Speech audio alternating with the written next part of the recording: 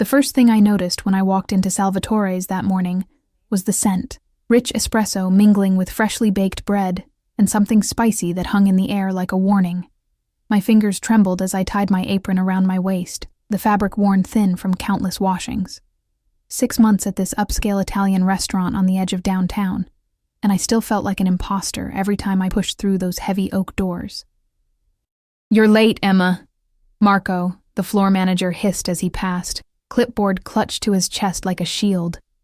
His eyes darted nervously toward the kitchen, where something was clearly wrong. The usual rhythmic clatter of pots and pans had been replaced by an eerie silence punctuated by occasional whispers. "I'm sorry," I mumbled, tucking a strand of brown hair behind my ear. "The bus was—" "Save it." He cut me off, lowering his voice. "The boss is here," and he brought his son. My stomach dropped. In 6 months, I'd never seen the owner of Salvatore's, the man whose name hung above the door in elegant gold script. There were rumors, of course. The other waitstaff whispered that Salvatore wasn't just a restaurateur, but something much more dangerous. Something that explained the black SUVs that sometimes idled outside, and the way certain customers were treated with nervous deference. "His son?" I repeated, my voice small. Marco nodded, his usual bravado replaced by something close to fear. "Apparently he's been sick. They've been trying to get him to eat for days, but he refuses everything. They're in the private dining room." I swallowed hard. The private dining room was a sacred space at the back of the restaurant, separated from the main area by heavy velvet curtains. In my time here, I'd only served there twice, both times for men in expensive suits, who spoke in hushed tones and left tips that paid my rent for a month. "Just stay out of their way," Marco advised, his eyes darting toward the kitchen again. "Giovanni's been cooking special dishes all morning, and the boss is getting impatient." I nodded, grateful that my section was on the opposite side of the restaurant. I needed this job desperately. The tips barely covered my bills and the medications my mother needed, but it was all I had after dropping out of culinary school when Mom got sick. The morning passed in a blur of coffee refills and breakfast orders. I moved between tables on autopilot, my mind drifting to the stack of bills waiting on my kitchen counter and the increasingly desperate texts from my landlord. I was 2 months behind on rent, and his patience was wearing thin. It was just past noon when I heard the commotion from the kitchen. A crash, followed by raised voices. The few customers in my section looked up, startled, as Giovanni burst through the swinging doors, his chef's hat askew and his face flushed with anger or fear. I couldn't tell which. "He threw it against the wall," he exclaimed to Marco, who was frantically trying to calm him. "4th dish today. Nothing is good enough." Marco's eyes found mine, and for some reason I couldn't understand. His expression shifted from panic to calculation. "Emma," he called, gesturing me over with a sharp wave. "You went to culinary school, right?" My heart stuttered. I didn't finish. I had to. "But you know how to cook," he pressed, his tone leaving no room for modesty. I nodded reluctantly. Cooking had been my dream once, before reality had crushed it under the weight of hospital bills and responsibilities. "Yes, but—" "Good," Marco interrupted, already propelling me toward the kitchen. "Giovanni's done everything. Pasta, risotto, even brought in fresh seafood this morning. Nothing works. The kid won't eat." "I don't understand what you want me to—" "Cook something," Giovanni snapped, his Italian accent thickened by stress. "Anything. I don't care anymore. The father is—" He trailed off, making a quick gesture with his hand that I didn't need translated. "Dangerous. The father was dangerous. The kitchen was a disaster, evidence of Giovanni's frustrated attempts scattered across countertops and the floor. My mind raced. What could I possibly make that would satisfy a child who had rejected a 5-star chef's offerings? "How old is the boy?" I asked, rolling up my sleeves automatically. 7, maybe 8, Marco replied, checking his watch nervously. "And we have 20 minutes before the boss loses what little patience he has left."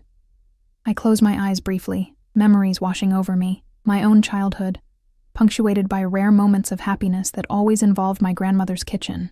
The simple dishes she made when I was sick or sad. "Let me try something," I murmured, moving toward the refrigerator with newfound purpose. 15 minutes later, I stood over a simple dish of pasta with butter, the sauce a delicate blend of cream and chicken broth, light enough for a sick child's stomach but flavored with herbs that would open his appetite. On the side, I'd arranged slices of mozzarella cut into star shapes, a trick my grandmother had used to make me eat when nothing else worked. Marco looked dubious. "That's it? That's what you're sending out after Giovanni's feast was rejected?" I bit my lip, suddenly aware of the enormity of what I was doing. "It's what my grandmother used to make when I was sick. It's comforting." Giovanni threw up his hands in defeat, and Marco sighed heavily before taking the plate. "Your funeral," he muttered, pushing through the doors toward the private dining room. I held my breath, counting seconds that stretched into minutes. The restaurant had fallen quiet, as if every person inside was listening along with me.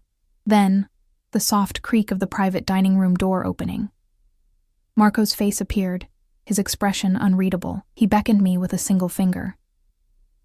My legs felt like lead as I crossed the restaurant floor, aware of every eye on me. When I reached the heavy curtain that separated the private dining room from the rest of the space, Marco leaned in close. "He ate it," he whispered, his breath hot against my ear. "All of it. And now the father wants to see you." The private dining room was dim, lit only by a crystal chandelier that cast dancing shadows across the deep red walls. My eyes took a moment to adjust, and when they did, I had to suppress a gasp. Seated at the head of a long mahogany table was the most intimidating man I had ever seen. Tall and broad-shouldered, with olive skin and piercing dark eyes that seemed to look straight through me. His black suit was impeccably tailored, the fabric clearly expensive, and a heavy gold watch gleamed on his wrist. This, then, was Salvatore, not just the owner of the restaurant, but, if rumors were to be believed, the head of one of the city's most powerful crime families. Beside him sat a small boy with the same dark eyes, his face pale but his cheeks now showing a hint of color. An empty plate sat before him, the star-shaped cheese slices gone. "You made this?" Salvatore asked, his voice deep and accented, each word precisely chosen. I nodded, not trusting myself to speak. "My son has been ill for 5 days," he continued, one large hand resting protectively on the boy's shoulder. "He has refused everything, the best chefs, the best doctors." He paused, studying me with an intensity that made my skin prickle. "Yet he eats your simple pasta." "Why?"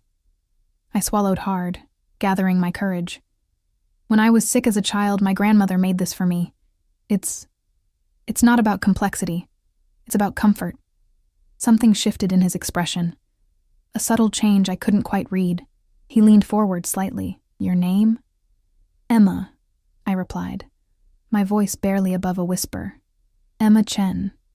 "Emma," he repeated, the sound of my name in his mouth sending an unexpected shiver down my spine. "My son, Matteo, would like more stars."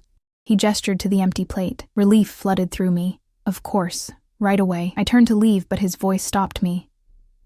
"You will make his meals from now on. Only you." It wasn't a request. I looked back at him, at the possessive way his hand rested on his son's shoulder, at the cool authority in his gaze that expected no argument.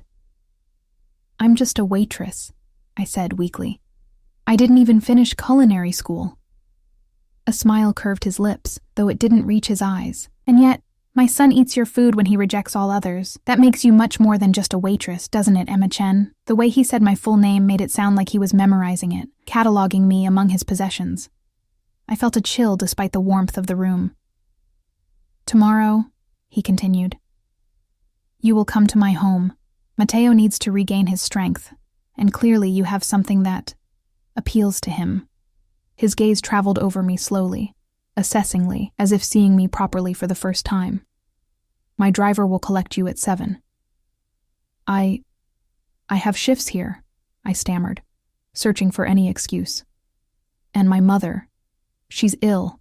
I can't leave her." Something dangerous flickered in his eyes. "Your shifts are no longer a concern. As for your mother..."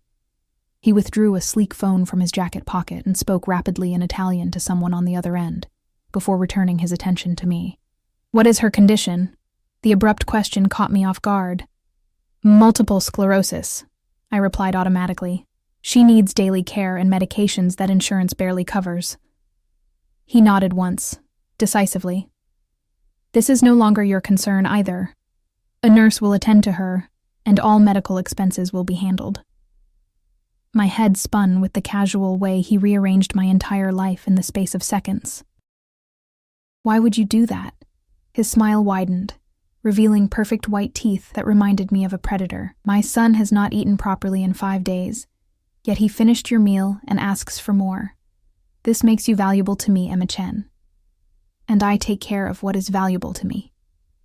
The possessiveness in his tone was unmistakable. I wasn't being hired. I was being acquired. What if I say no? The question slipped out before I could stop it, hanging in the air between us like a challenge. For a long moment, Salvatore simply looked at me, his dark eyes unreadable. Then he gestured around the room, at the restaurant beyond, at the world itself. Look around you, Emma. At your struggling mother, at your unpaid bills. His voice was soft but edged with steel. Do you truly believe you have a choice? In that moment, I felt the invisible cage door swing shut around me. Whatever this was, this strange twist of fate that had placed me in Salvatore's path, I knew with bone-deep certainty that my life would never be the same. The boy, Matteo, looked up at me then, his eyes, so like his father's, filled with a child's simple gratitude. The stars were good, he said quietly. No one ever made me stars before. Something in my chest tightened, a strange protective instinct warring with my fear. This child needed me, even if his father terrified me. Tomorrow, then, Salvatore said, and though his tone was pleasant, the command was clear. 7 o'clock. As I backed out of the room, I caught one last glimpse of them, the dangerous father and his fragile son, both watching me with those identical dark eyes.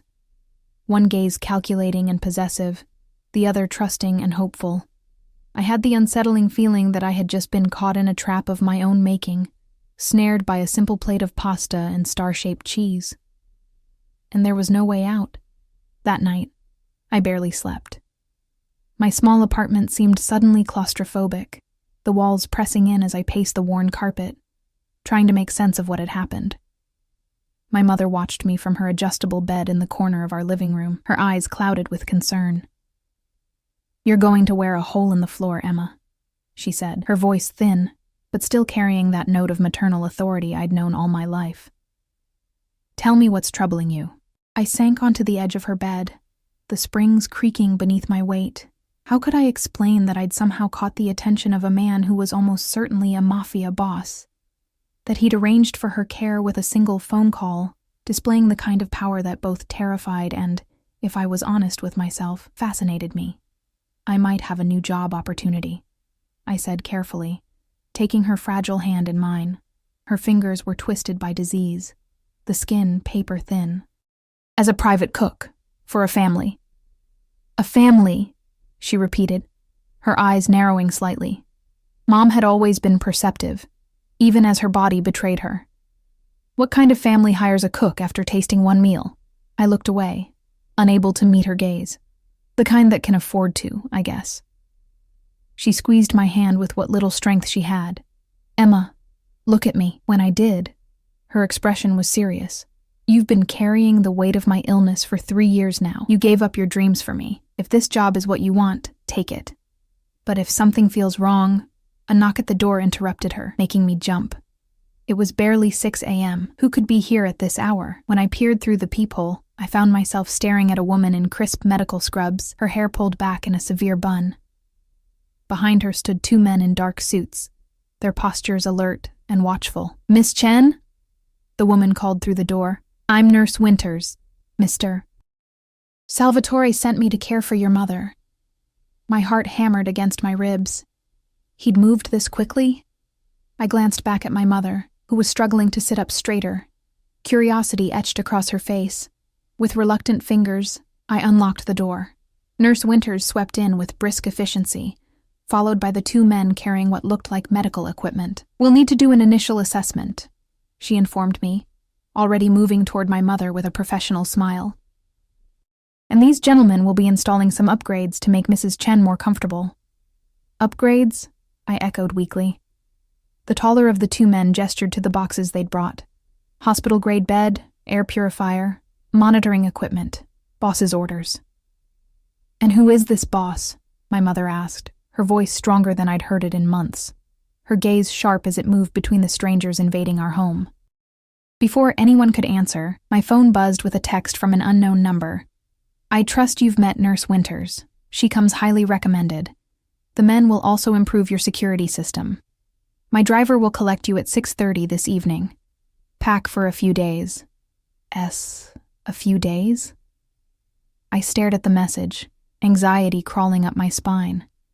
This was moving too fast, spiraling beyond my control. Emma? My mother's voice cut through my panic. What's happening? I looked up to find everyone watching me.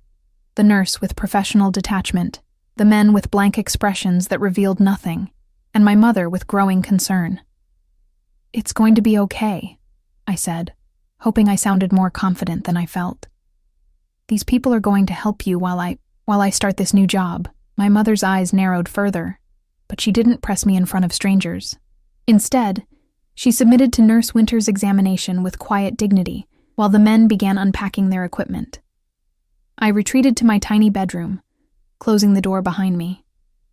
Sinking onto my bed, I wrapped my arms around myself, trying to still the trembling that had taken hold of my body. What had I gotten myself into? And yet, when I thought of Matteo's pale face lighting up as he ate my simple pasta, something inside me softened. A child was a child, regardless of who his father was. The day passed in a blur of activity.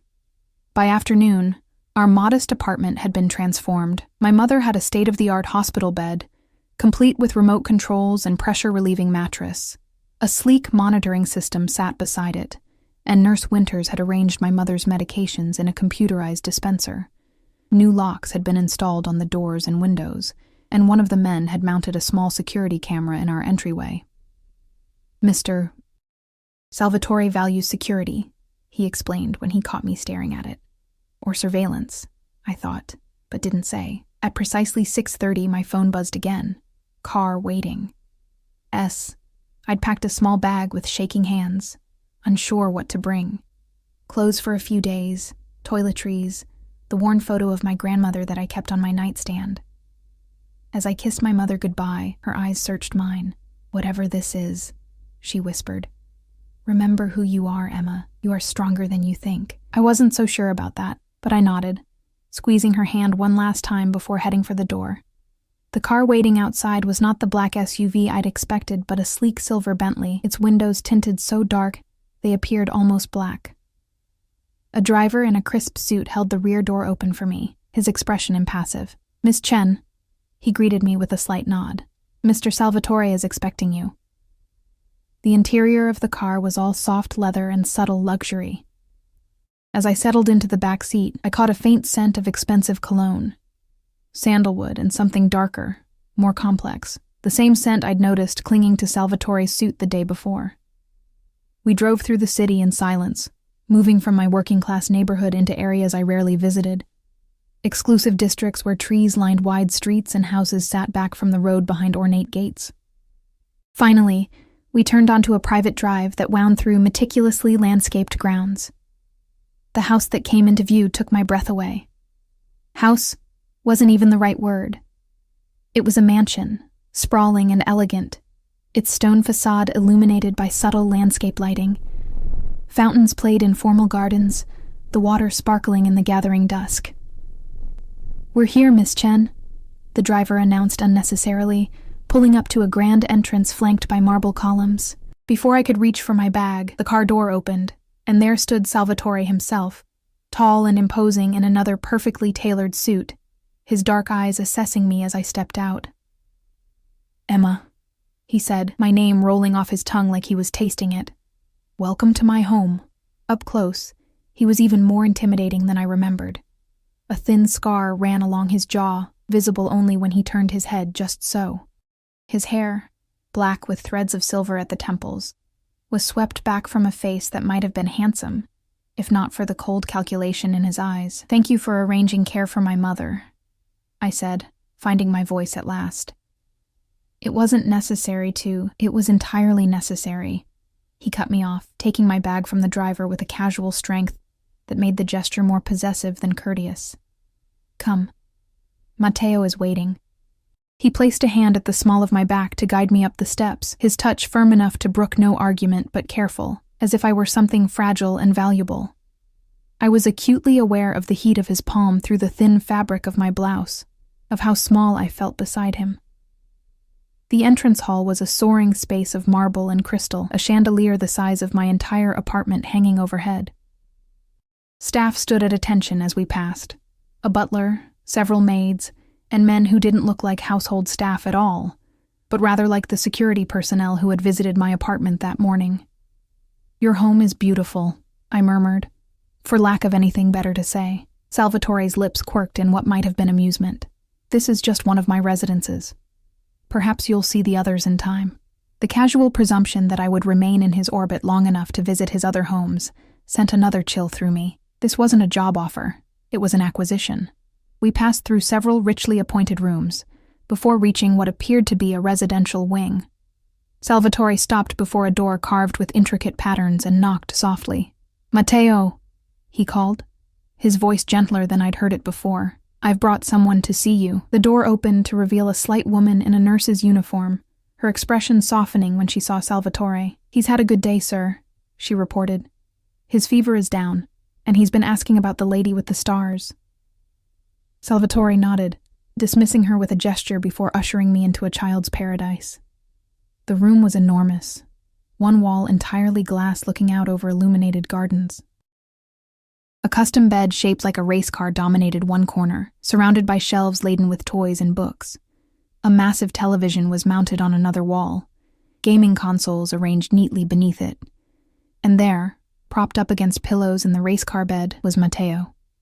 His color was better than the day before. His dark eyes, so like his father's, lighting up when he saw me. "You came!" he exclaimed, his voice high and clear. "Papa said you would cook for me again." Salvatore's hand pressed more firmly against my back, guiding me toward the bed. "I told you I would bring her, didn't I, tesoro?"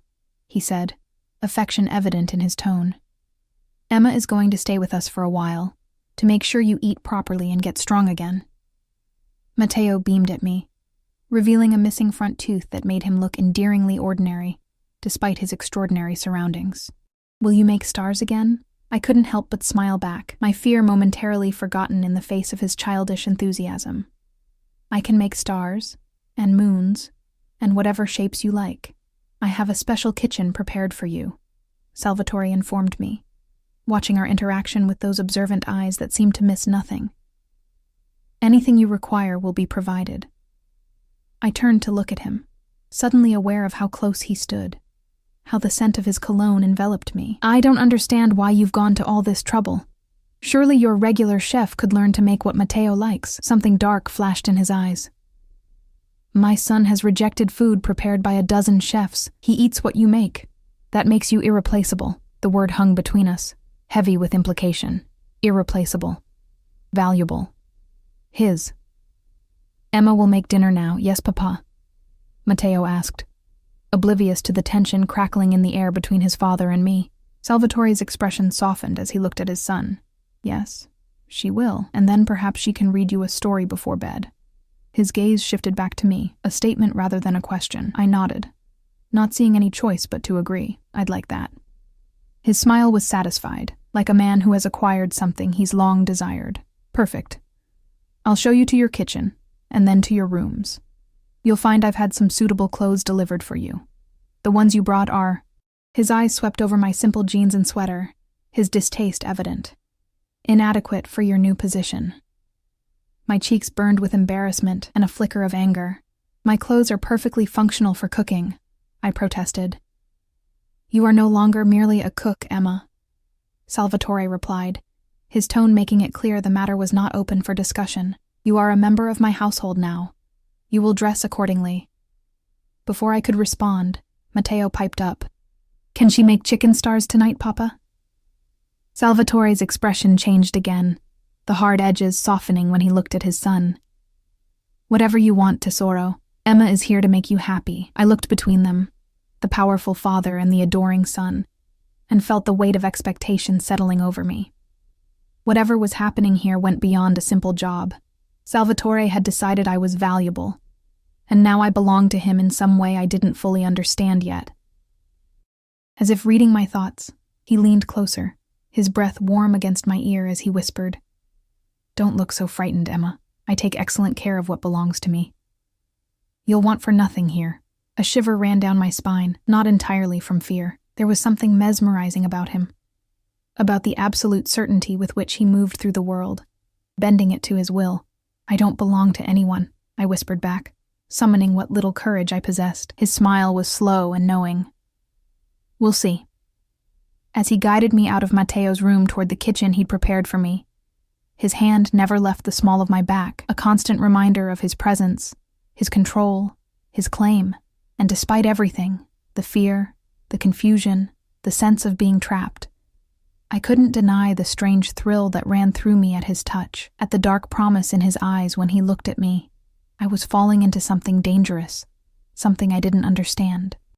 But as we descended the grand staircase toward whatever fate awaited me, I realized that some small, reckless part of me wanted to see where this path would lead. The kitchen Salvatore had prepared for me was nothing short of extraordinary.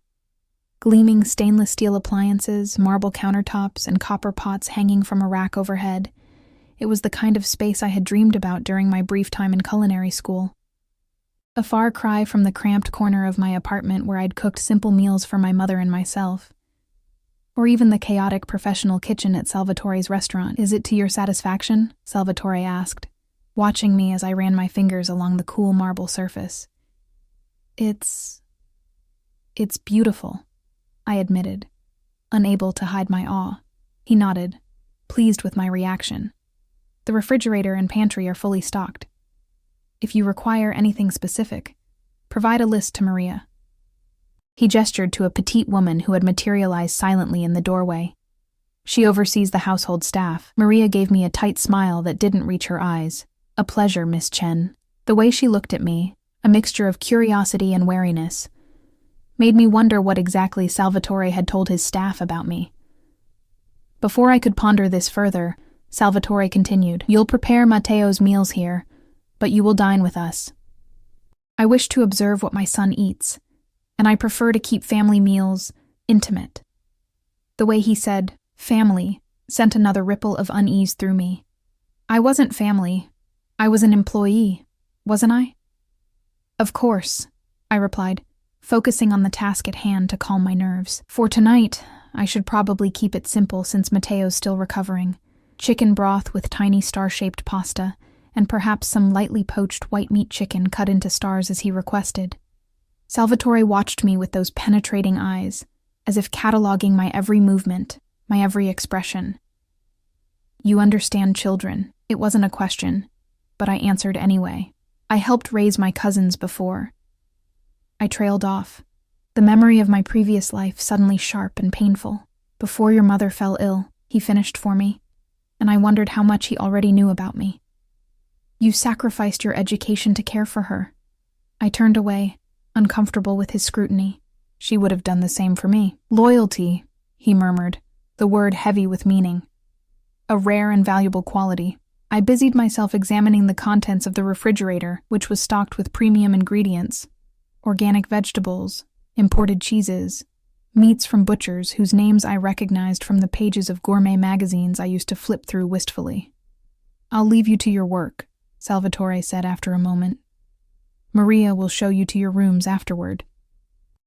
He moved toward the door but paused, turning back to fix me with that intense gaze again. "Emma, understand this. Matteo is everything to me. His happiness and well-being are not negotiable. As long as you contribute to both, you will find me a generous patron." The slight pause before his last word hung between us, laden with unspoken implications. "And if I don't?" I asked, the question slipping out before I could stop it. His smile was cold and didn't reach his eyes.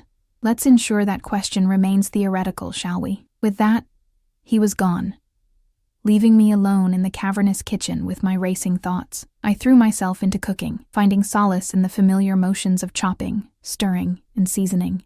Working with such high-quality ingredients was a joy I hadn't experienced in years, and despite my circumstances, I felt a flicker of my old passion returning. For Matteo's meal, I prepared a delicate chicken broth with tiny star-shaped pasta I found in the pantry. I poached chicken breast with herbs, then carefully cut it into star shapes.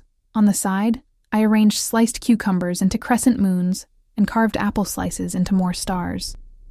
Everything simple, light, but visually appealing for a child still regaining his appetite. Maria reappeared just as I was plating. Mr. Salvatore requests that you bring the meal to the family dining room yourself. I followed her through the maze of the mansion, carrying the tray carefully. The family dining room turned out to be a relatively modest space compared to the grandeur of the rest of the house, a round table with just 4 chairs in a warmly lit room with windows overlooking a garden illuminated by subtle landscape lighting. Matteo was already seated, wearing fresh pajamas printed with rockets and stars. His face lit up when he saw me. "Emma, you made stars." Salvatore sat beside him, his imposing presence somehow softened in this setting. He had removed his suit jacket and rolled up the sleeves of his crisp white shirt, revealing strong forearms marked with a few faded scars. I caught myself staring and quickly looked away. "It looks delightful," he commented, as I set the plate before Matteo. "You'll join us, of course." It wasn't a request.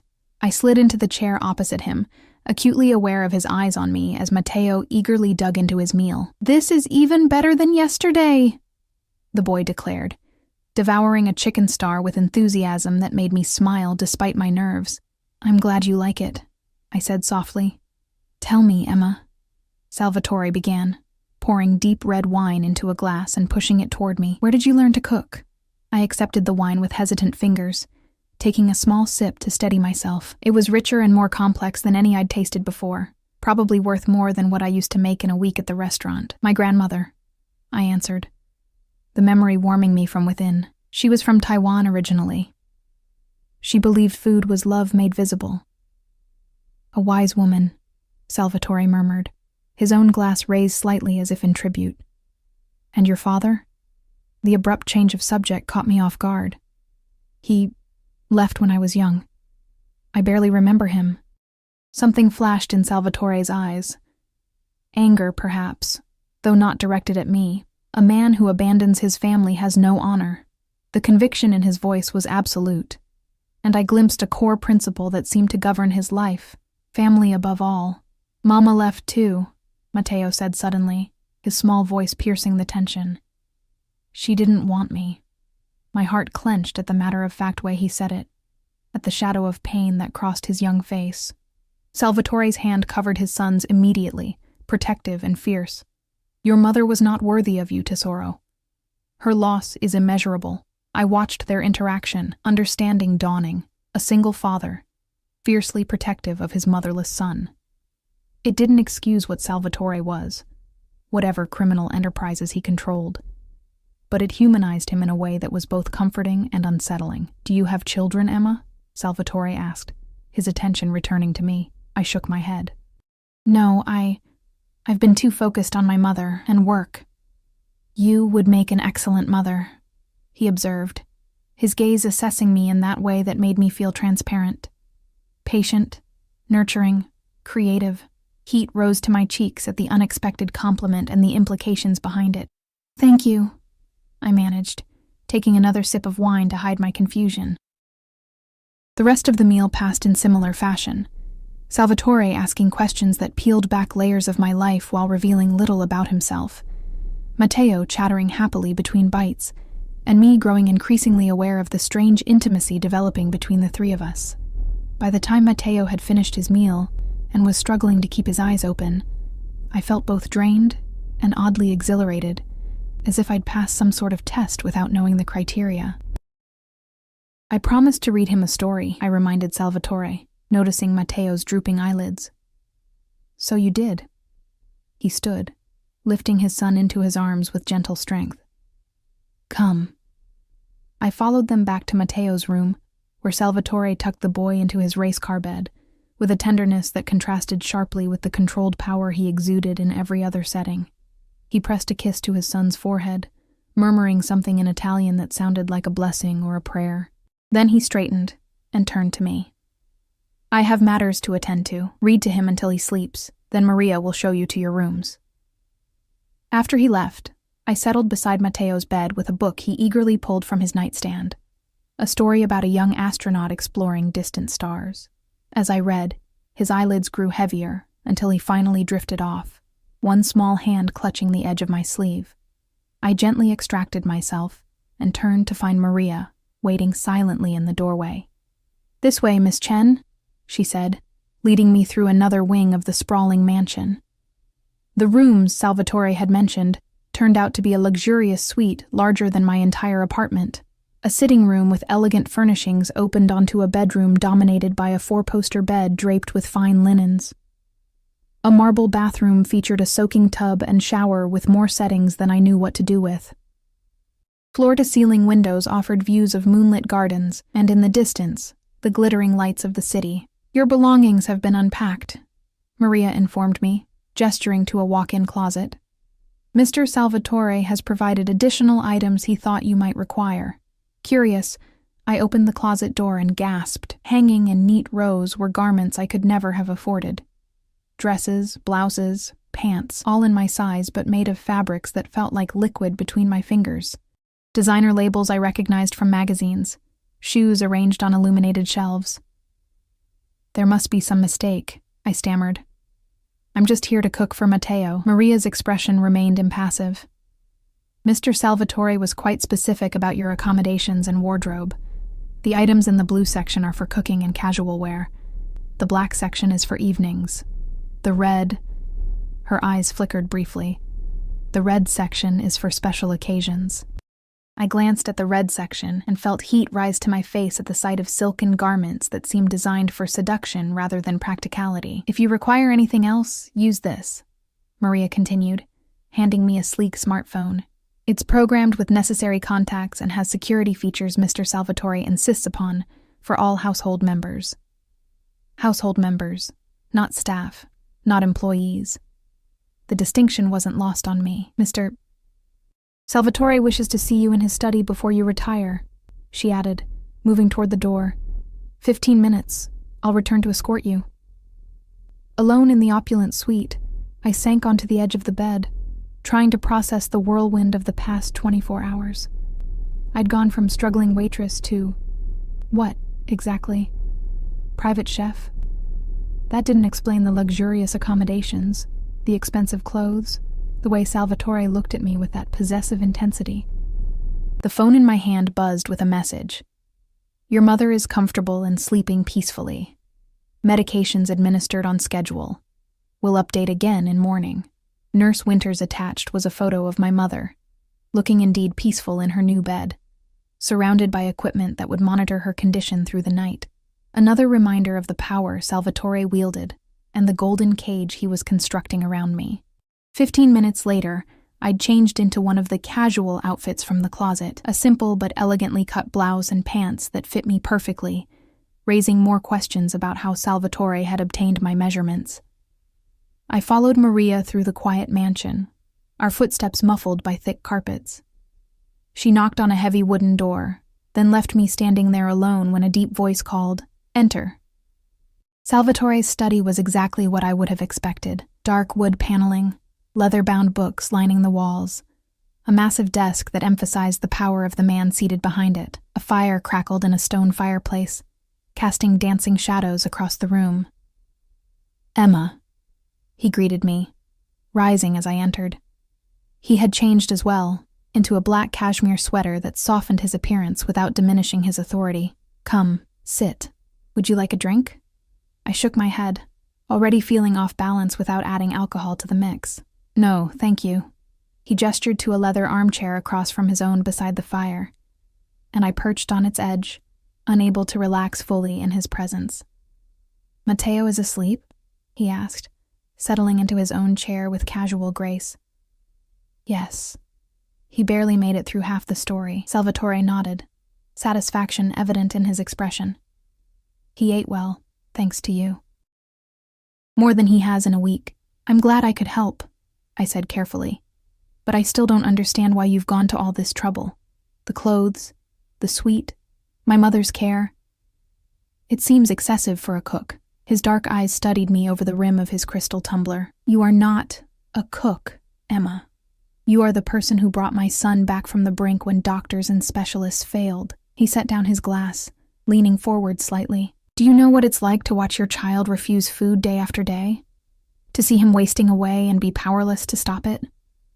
The raw emotion in his voice caught me off guard. "No, I can't imagine. It is..." He paused, searching for the word.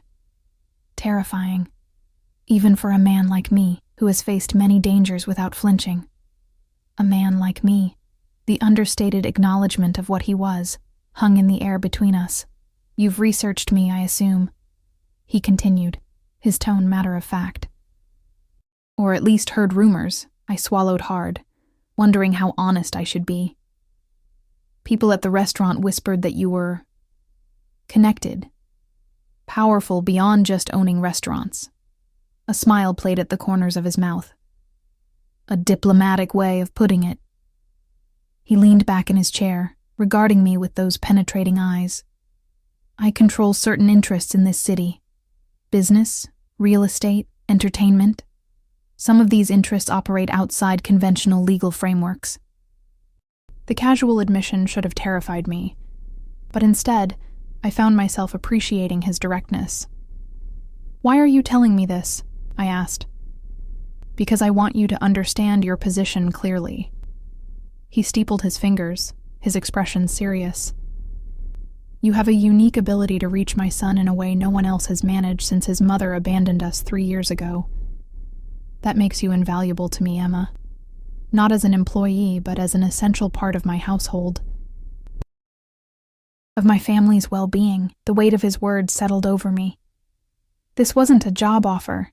It was something far more complex and binding. "What exactly are you asking of me?" I whispered, my heart pounding against my ribs. Salvatore rose from his chair and moved to stand before me, his towering presence making me feel small and vulnerable. He reached down, his fingers gently tilting my chin up to meet his gaze. "I'm offering you a place in my home. Security for yourself and your mother. A kitchen where you can create without limitations. In return, you will care for Matteo, ensure he thrives." His thumb brushed along my jawline, the touch sending an unexpected shiver down my spine. "And you will remain under my protection." Protection. The word carried layers of meaning, of obligation and control. "For how long?" I managed to ask, fighting the urge to lean into his touch. His smile was slow and certain. "Let's not pretend this is temporary, Emma. You've seen what I can provide. You've felt the connection with my son. And," his voice dropped lower, more intimate, "you feel the connection between us as well, though you may not wish to acknowledge it yet." Heat bloomed in my chest, spreading upward to my cheeks. I wanted to deny it, to tell him he was mistaken, but the intensity of his gaze seemed to strip away any possibility of deception. "I barely know you," I protested weakly. "That will change," he replied with absolute confidence. "Time is something I have in abundance." His hand moved from my chin to cup my cheek, the gentle possession of the gesture making my breath catch. 1 month, he said. "Stay for 1 month. Care for Matteo, cook in your beautiful kitchen. Let me show you the life you could have here. After that, if you wish to leave, I will not stop you. Your mother's care will continue regardless of your decision." It was a generous offer on the surface, far more generous than I had expected, and yet I sensed the steel beneath the velvet. Salvatore was not a man accustomed to being refused. 1 month, I agreed, my voice barely above a whisper. His smile widened, satisfaction and something darker, more possessive flickering in his eyes. "Excellent." His thumb traced the curve of my lower lip, the touch so intimate it made my pulse race. "You should rest now. Tomorrow will be a full day." He stepped back, breaking the spell that had momentarily enveloped us. "Breakfast is at 7. Matteo will be eager to see what stars you create for him." I stood on shaky legs, nodding. "Good night, then." As I reached the door, his voice stopped me. "Emma." I turned to find him watching me, his expression unreadable in the firelight. "You made the right choice," he said softly. "I would have been most disappointed by any other answer." The gentle threat lingered in the air as I slipped out, making my way back through the silent mansion to my luxurious prison. In my suite, I changed into silk pajamas I found laid out on the bed, another item from the wardrobe Salvatore had prepared, and stood at the window, looking out at the city lights in the distance. Somewhere out there was my old life, my cramped apartment, the restaurant where I'd been just another anonymous waitress. Here, I was something else. Something valued, desired, and caged. As I slid between sheets softer than any I'd ever felt, I tried to tell myself I'd made a pragmatic decision. 1 month in luxury, ensuring my mother's care, cooking in a dream kitchen. I could endure anything for 1 month. But as sleep claimed me, Salvatore's face followed me into dreams. His dark eyes watching, his hands gentle yet possessive, his voice promising things I couldn't quite decipher, but that made my body warm with anticipation and dread in equal measure. I was falling into his world, and some treacherous part of me wanted to see how deep the rabbit hole went. Days melted into a week, then 2, in Salvatore's mansion. A routine emerged from the chaos of my new reality. Mornings spent crafting creative breakfasts for Matteo, whose appetite grew stronger by the day. Afternoons exploring the vast kitchen and experimenting with recipes I'd once only dreamed of trying. Evenings dining with father and son in that intimate family room, where the lines between employee and something more blurred with each passing day. Matteo blossomed under my attention, his childish enthusiasm for my star-shaped foods, expanding to include moons, rockets, and eventually entire celestial landscapes crafted from fruits, vegetables, and carefully shaped proteins. His recovery was remarkable. The pale, listless boy I'd first encountered transformed into an energetic child who dragged me through the gardens to show me his favorite hiding spots, or begged me to watch him demonstrate his growing prowess at video games.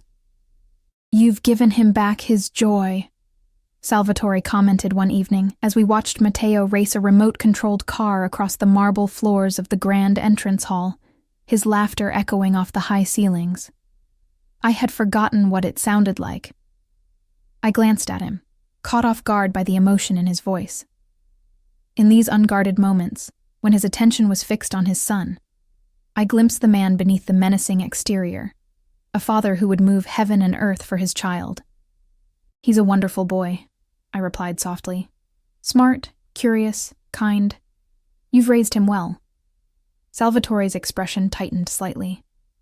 "I've done my best," after his mother decided motherhood was less appealing than the modeling career I had apparently stunted. It was the most he'd revealed about Matteo's absent mother, and I treaded carefully. "Her loss." His eyes shifted to me, dark and assessing. "Yes, her loss indeed." That night, I found a small velvet box outside my suite door. Inside was an elegant gold bracelet studded with tiny star-shaped diamonds that caught the light when I moved my wrist. No note accompanied it, but none was needed. The gifts had started appearing around the 4th day. First small tokens left in the kitchen, imported spices, artisanal chocolates, then more personal items, a silk scarf in my favorite shade of blue, an antique cookbook with handwritten notes in the margins, a bottle of perfume I'd admired in a magazine once but never dreamed of owning.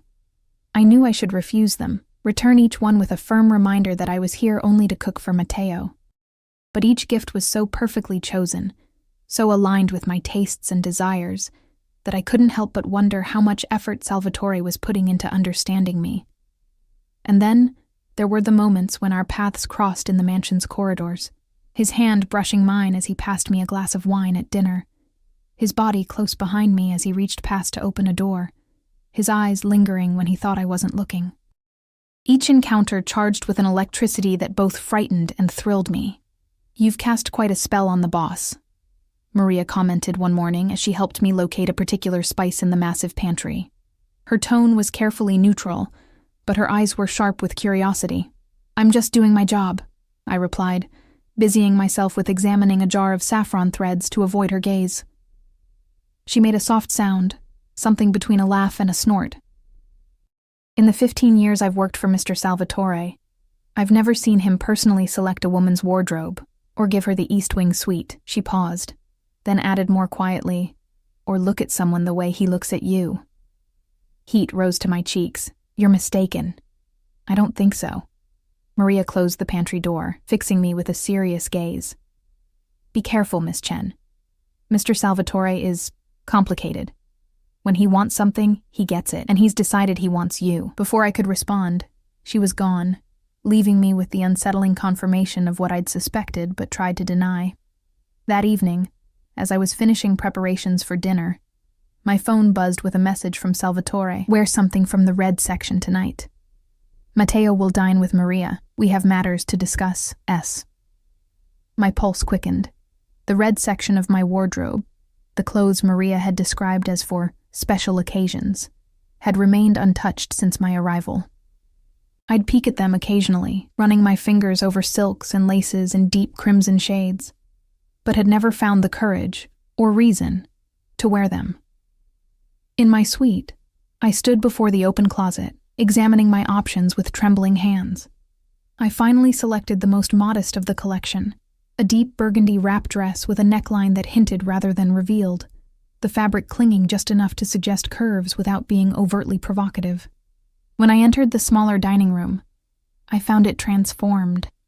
The usual bright lights had been dimmed, replaced by the warm glow of candles scattered across the table, a bottle of champagne chilled in an ice bucket, and the usual place settings had been replaced with fine china I hadn't seen before.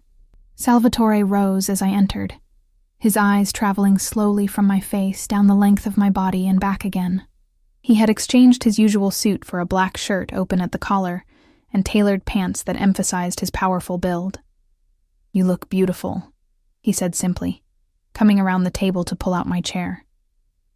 "Thank you," I murmured, acutely aware of his proximity as I sat, of the scent of his cologne enveloping me. "Where's Matteo?" "Having a Disney marathon with Maria." He returned to his seat across from me, pouring champagne into fluted glasses. "He was disappointed not to have dinner with you, but perked up considerably when I mentioned pizza and ice cream were on the menu." I smiled despite my nerves, imagining Matteo's delight. "You spoil him." "I do," Salvatore agreed without apology, handing me a glass. "Life is unpredictable and often cruel. I see no reason to deny him small pleasures when I can provide them."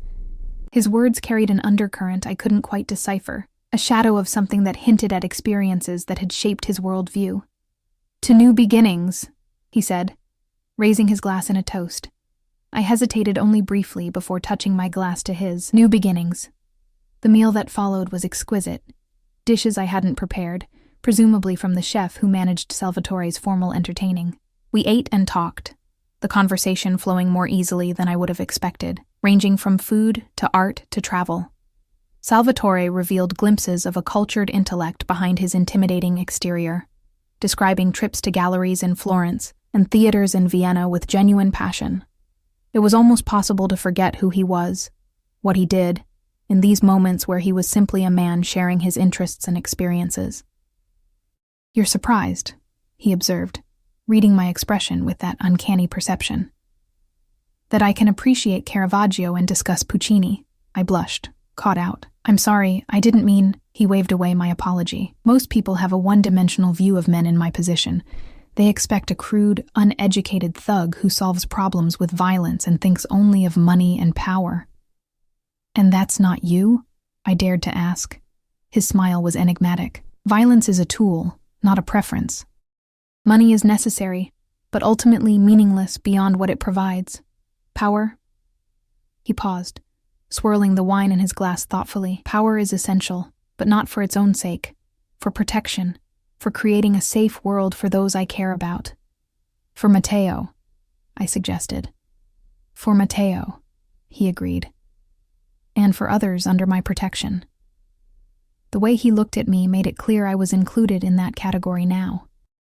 As the meal concluded and dessert, a delicate panna cotta with fresh berries, was placed before us, Salvatore's demeanor shifted subtly, becoming more focused, more intense. "You've been here nearly 3 weeks now, Emma," he began, watching me over the rim of his glass. "You've settled in well. Matteo adores you. The staff respects your presence." "Thank you," I said cautiously, sensing there was more to come. "I told you when you arrived that I would give you a month before asking for your decision about staying permanently." He set down his glass, his dark eyes never leaving mine. But I find myself impatient, a quality I normally despise in others. My heart pounded against my ribs. What are you asking me exactly? Salvatore leaned forward slightly. I want you to stay, not just as Matteo's cook, but as a permanent member of this household, of this family. I set down my spoon, my appetite vanishing. I don't understand what that means. I think you do. He rose from his chair and came around the table, extending his hand to me. Come, I want to show you something. I placed my hand in his, allowing him to lead me from the dining room through corridors I hadn't explored yet. We ascended a curved staircase to a part of the mansion I hadn't visited before, finally stopping before a set of double doors. This wing has been closed since Matteo's mother left, Salvatore explained, producing a key from his pocket. I had no reason to use it until now. He unlocked the doors and pushed them open, revealing a stunning private suite that made even my luxurious accommodations seem modest by comparison. A sitting room with floor-to-ceiling windows overlooked the illuminated gardens and the city beyond. Through an archway, I glimpsed a bedroom dominated by an enormous bed draped in silk. Another doorway led to what appeared to be a private study, the mistress's wing, Salvatore said quietly, watching my reaction. Traditionally occupied by the lady of the house, the implication stole my breath. Salvatore, you belong here, Emma, he interrupted, his voice low and certain. Not in the guest suite, not as an employee. He took my hands in his touch gentle but firm. These past weeks have shown me what you are, what you could be to us, to me. I looked up at him, searching his face for signs of deception, manipulation, but found only intensity and something that looked remarkably like vulnerability. This is too much, I whispered, too fast. I barely know you. You know more than you think, he countered. You've seen me with my son. You've observed how I run my household, how I treat those under my protection. And I've watched you, your kindness, your creativity, your quiet strength. His hands tightened slightly on mine. We fit, Emma, in ways I didn't expect to find again after Matteo's mother betrayed us. The comparison to his former wife sent a jolt of alarm through me. I'm nothing like her. I'm not glamorous or sophisticated. You are everything she was not, Salvatore cut in, a flash of something dangerous crossing his features. Loyal, nurturing, genuine. He released one of my hands to cup my cheek, his touch surprisingly tender. And far more beautiful, though you don't see it yourself. My skin burned beneath his palm, a confusing mix of emotions flooding through me. Fear, attraction, disbelief, and something dangerously close to longing. I need time, I managed. This isn't what I expected when I came here. A smile curved his lips. What did you expect, Emma? That a man like me would bring a woman like you into his home and remain unmoved? That I would watch you care for my son, bring life back to my table and feel nothing? Put that way, it did seem naive. But still, your world is dangerous, I said softly. What you do, who you are. My world can protect you in ways you can't imagine, he countered. Your mother's health is already improved with the care I've provided. Your financial worries are gone. You cook in a kitchen most chefs only dream of. His thumb traced my lower lip, sending shivers down my spine. And you would have me, completely devoted to you and Matteo. A family. Family. The word echoed in my mind, stirring longing for something I'd lost when my grandmother died and my mother fell ill. Stability, belonging, security. I don't know what to say, I whispered truthfully. Salvatore's eyes darkened. Say nothing then. Let me show you instead. Before I could respond, he leaned down and kissed me, his lips gentle at first, then more insistent as I failed to pull away. And God help me, I didn't want to pull away. His kiss was intoxicating. Confident without being domineering, passionate without being crude. His arms encircled me, drawing me against the solid warmth of his chest, and I found myself responding, my hands sliding up to his shoulders. When we finally broke apart, I was breathless, my thoughts scattered like stars across a midnight sky. Tell me you felt nothing, Salvatore challenged softly, his forehead resting against mine, and I will never touch you again. I couldn't lie. Not to him, and certainly not to myself. I felt something. but this is all happening so fast. He stroked my hair back from my face with surprising tenderness. We have time. I've waited this long to find someone worthy of standing beside me, of helping raise my son. I can be patient a while longer.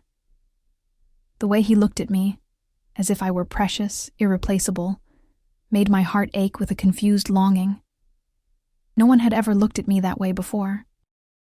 I should check on Matteo, I said, needing space to think, to breathe without the intoxicating scent of his cologne clouding my judgment.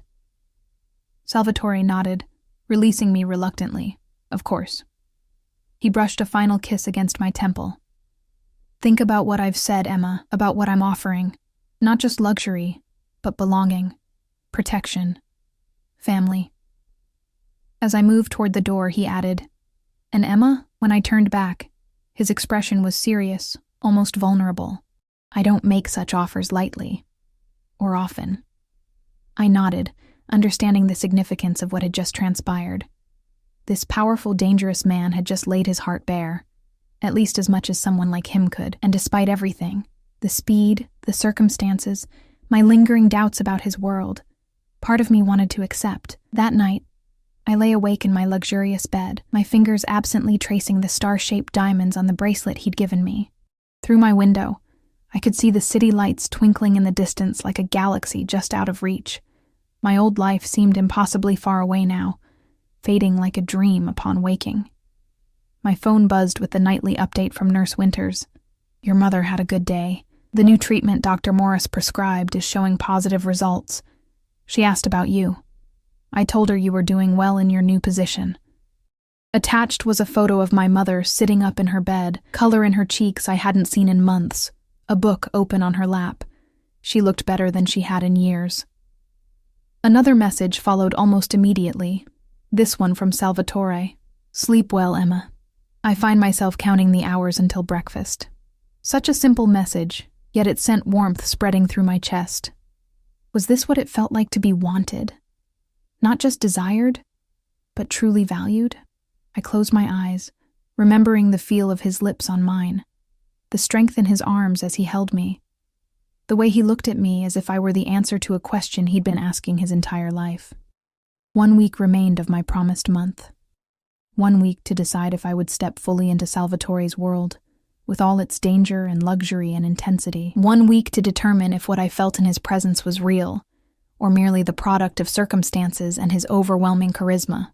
But as I drifted toward sleep, one truth became increasingly clear. I was already far deeper than I had intended to go, and the thought of leaving this place, this life, this man and his son, created a hollow ache in my chest I wasn't sure I could bear.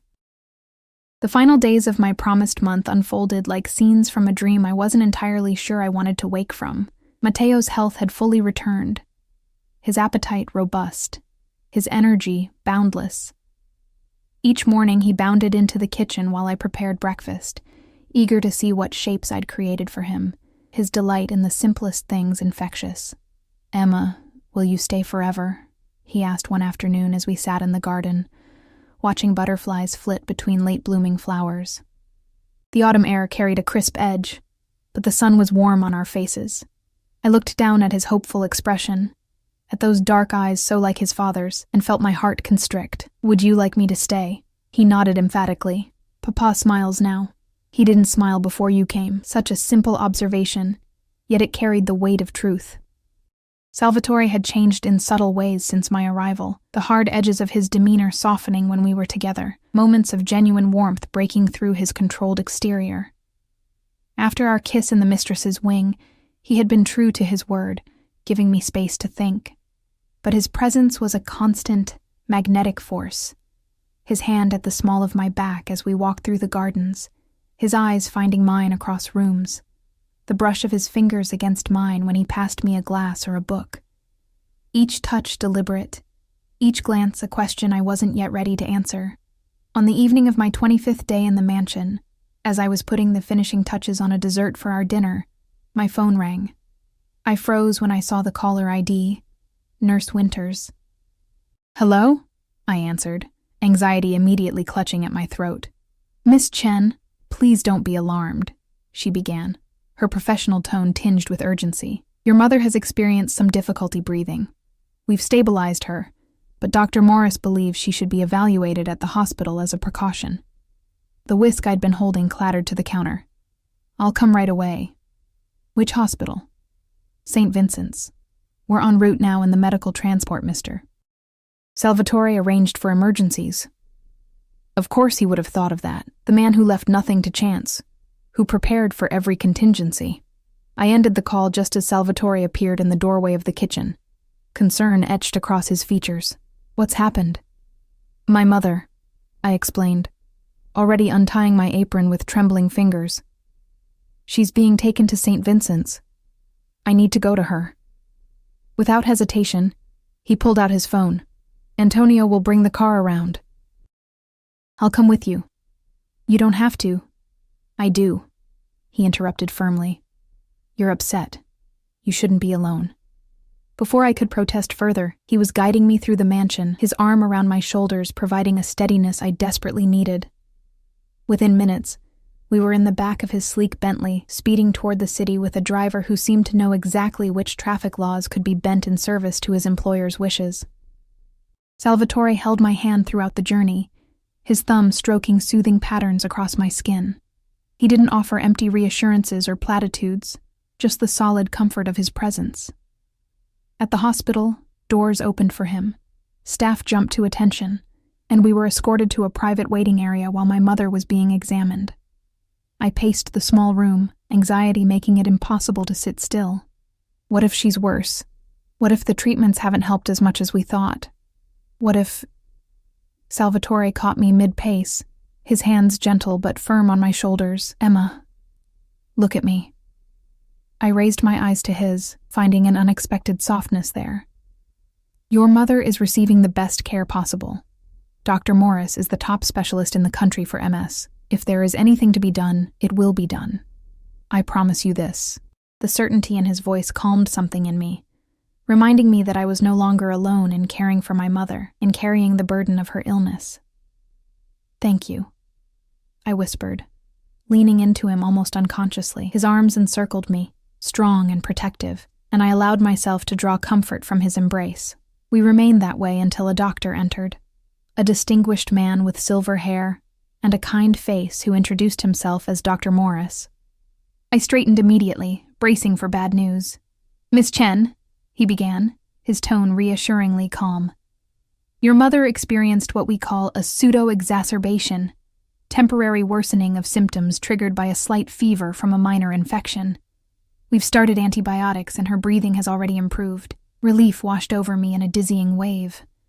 So she'll be okay? More than okay, he replied with a small smile. Despite this setback, the new treatment protocol is showing remarkable results. The latest MRI shows significant reduction in active lesions. He glanced at Salvatore. The experimental medication you arranged access to is performing exceptionally well. I turned to Salvatore, confused. Experimental medication? Something like guilt flickered across his face. I made some calls to connections in the pharmaceutical industry. Your mother was added to a trial that showed promising results in similar cases. You didn't tell me, I said softly, not accusingly, just surprised by yet another way he had intervened in my life. In my mother's life. I didn't want to give you false hope, he explained. And I wanted to be sure it was helping before I mentioned it. Dr. Morris cleared his throat discreetly. Your mother is asking for you, Miss Chen. She's in room 412, a private suite. She should be able to return home tomorrow if all remains stable. Thank you, doctor, Salvatore said, his tone making it clear the conversation was concluded. As the doctor left, I turned fully to Salvatore, studying his face in the harsh hospital lighting. You arranged experimental treatment for my mother without telling me. He met my gaze steadily. Yes. Why? His answer was simple, direct. Because she matters to you, and you matter to me. The honesty in his voice, in his eyes, broke something open inside me, a last barrier of resistance I'd been maintaining against the tide of emotions he evoked. I need to see her, I said, my voice thick with unshed tears. Salvatore nodded. Of course. I'll wait here. I found my mother in a room that looked more like a luxury hotel suite than a hospital room. Plush chairs for visitors, tasteful artwork on the walls, a window with a view of the city skyline. She was propped up on pillows, looking tired but far better than I had feared. "Emma," she greeted me, extending her hand. "You didn't need to rush here. They're making a fuss over nothing." I sat beside her, taking her hand in mine. "Breathing difficulty isn't nothing, Mom." She waved dismissively with her free hand. "A little shortness of breath, that's all. This new treatment has me feeling better than I have in years, despite today's hiccup." She studied my face. "You look different." I blushed under her scrutiny. "Different how?" "Healthier. More vibrant." Her eyes narrowed shrewdly and conflicted. "This job is more than just cooking, isn't it?" I should have known I couldn't hide anything from her. "It's complicated. It's that man, the one who arranged all this." It wasn't a question. "Nurse Winters mentioned he owns half the city, and the other half is afraid of him." "Mom, I'm not judging, Emma," she interrupted gently. "I just want to understand. You've been so vague in your messages, talking about the kitchen and the boy, but never explaining why a man like that would go to such lengths for a cook." I took a deep breath, deciding honesty was the only path forward. "He wants me to stay permanently, not just as Mateo's cook, but as his lover?" she asked bluntly. I felt heat rise to my cheeks. "Nothing's happened. Not really. But yes, I think that's part of it." She was quiet for a moment, considering. "And what do you want, Emma?" The question hit me like a physical blow. What did I want? I'd spent so long subordinating my desires to necessity, dropping out of school to care for her, working jobs I hated to pay bills, putting my dreams on hold indefinitely, that I barely recognized the concept of wanting something for myself. "I don't know," I admitted. "Part of me thinks this is insane. He's dangerous, Mom. The things he does, the power he has." I trailed off, remembering how doors had opened for him at the hospital, how staff had snapped to attention at his arrival. "And the other part?" she prompted. "The other part feels alive around him, seen, valued." I looked down at our clasped hands. "Mateo is wonderful, sweet and bright and so eager for affection. And Salvatore is complicated. But there's something real beneath all the power and control. When he looks at me, I feel like he's seeing something no one else has ever noticed." My mother squeezed my hand. "You know, your father looked at me that way once, like I was a revelation." I stiffened slightly.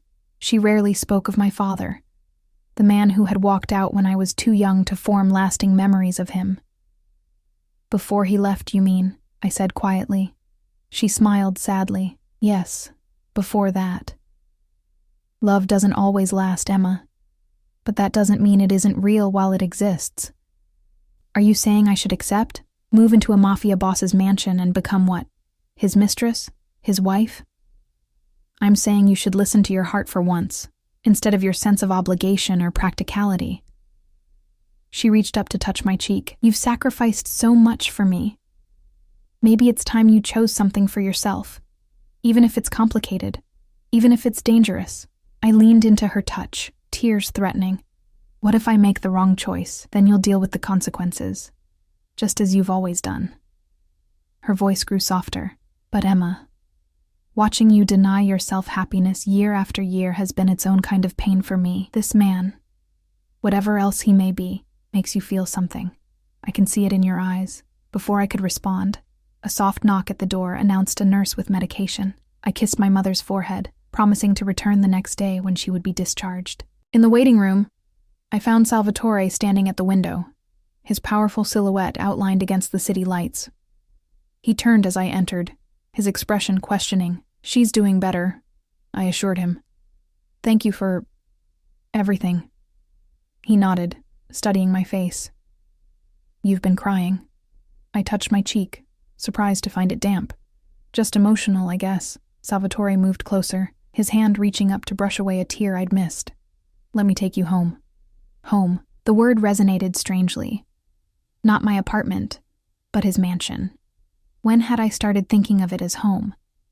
In the car, we sat in comfortable silence, the events of the evening having shifted something between us. As we passed through the city toward the winding road that led to his estate, I found myself studying his profile in the passing lights. The strong jaw, the straight nose, the hints of silver at his temples that somehow enhanced rather than diminished his magnetism. "You're staring," he observed, his voice tinged with amusement. I didn't look away. "I'm deciding." His eyes met mine, understanding dawning. "About staying." "Yes." We lapsed into silence again until the car pulled through the gates of the estate, gravel crunching beneath the tires. When we stopped at the entrance, Salvatore dismissed the driver with a nod. "Walk with me," he said, offering his hand. I took it, allowing him to lead me through the gardens now lit by subtle landscape lighting. The autumn air was crisp, carrying the scent of late roses and the earthy aroma of fallen leaves. We stopped beside a small fountain where water trickled musically over carved stone. "When Matteo was born," Salvatore began unexpectedly, "I promised myself I would give him everything: security, opportunity, love. Things my own father never provided." He turned to face me, still holding my hand. "When his mother left, I thought I had failed him somehow, that I hadn't been enough." The vulnerability in his admission caught me off guard. "You're a good father, Salvatore. I try to be." His thumb stroked across my knuckles. "But something was missing until you came. You brought light back into this house, Emma, into our lives." He stepped closer, his free hand coming up to cup my cheek. "I know what I am.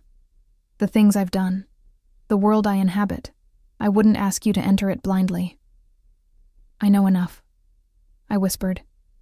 "Do you?" His eyes searched mine. "I have enemies.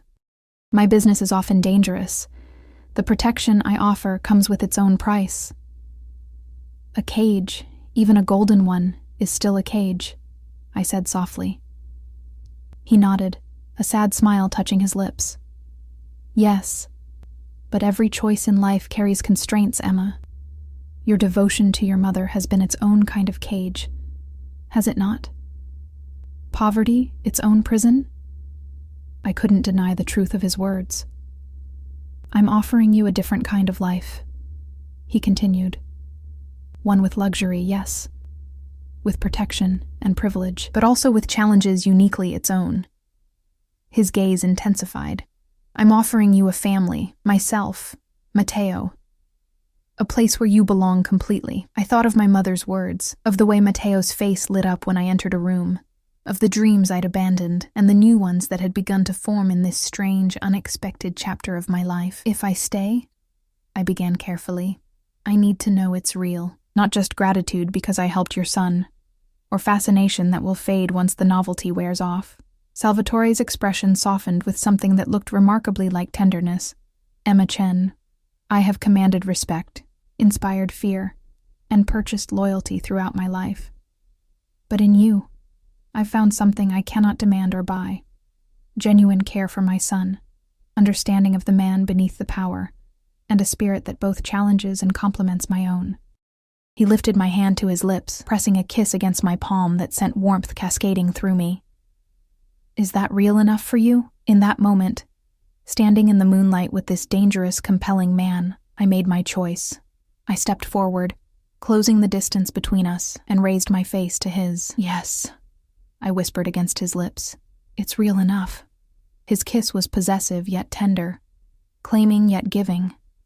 His arms encircled me, drawing me against the solid warmth of his chest, as if he would never let go. And perhaps he wouldn't. This man who held on to what he valued with unwavering determination. When we finally broke apart, his dark eyes gleamed with satisfaction in something deeper, more profound. "Welcome home, Emma." And in those words, I found my answer.